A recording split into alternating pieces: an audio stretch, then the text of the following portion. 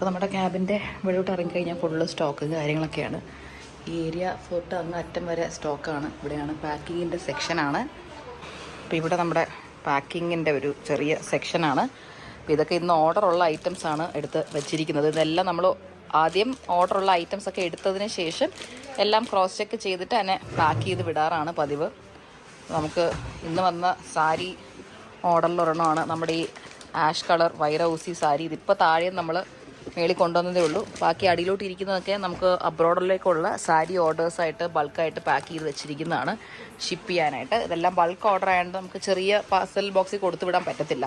നമുക്ക് വലിയ ബോക്സിനകത്ത് പാക്ക് ചെയ്ത് വെക്കണം. ഇതും വേറൊരാളുടെ ബൾക്ക് ഓർഡർ. ഇത് എങ്ങോട്ടുള്ള ബൾക്ക് ഓർഡർ ആണോ? ഇത് US ആണ്. ഇതാണോ നമുക്ക് സാരി ഉള്ളത്? സാരീസ് കംപ്ലീറ്റ്. Okay okay. ഇത് ഞാൻ ഇപ്പോൾ എനിക്ക് തിന്നാൻ വേണ്ടി എടുത്തുകൊണ്ട് വന്നതാണ്. ഇനി തിന്നണം.